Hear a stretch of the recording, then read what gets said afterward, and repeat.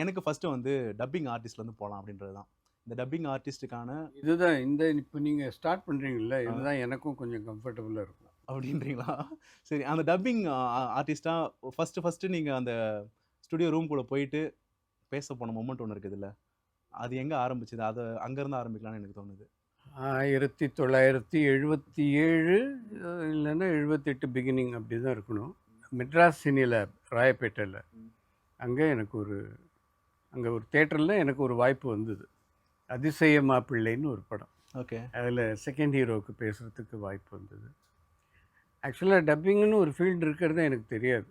Okay. படங்கள் பார்த்துக்கிட்டு இருந்த அந்த காலகட்டத்தில் எல்லாமே அவங்கவுங்க குரலில் தான் வந்து படம் வருதுன்னு தான் நான் படம் பார்த்துக்கிட்டு இருந்த காலகட்டம் அது.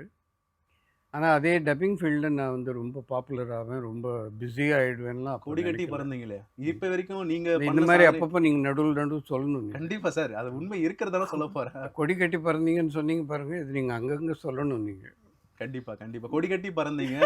மோகனுக்கு மட்டுமே 75 படங்களுக்கு மேல பண்ணியிருந்தீங்க. இல்லை, அப்போது அதுதான் எனக்கு ஸ்டார்டிங். லலிதா ரங்கராவன் ஒரு அம்மா, அவங்க ரொம்ப ஃபேமஸ் டப்பிங் ஆர்டிஸ்ட். எங்கள் அப்பாவுக்கு எங்கள் அம்மாவுக்குலாம் ரொம்ப ஃப்ரெண்ட் அவங்க. சுரேந்திர நீலகண்டன் பிள்ளையை கூப்பிடலாமே பேசுகிறதுக்கு, அவன் ஸ்டேஜில் பாட்டு பாடி நடிப்பான், அவனுடைய தமிழ் உச்சரிப்பு நல்லாயிருக்கும் அப்படின்னு அந்த அம்மா சொல்லி, அப்படி எனக்கு முதல் வாய்ப்பு வந்தது.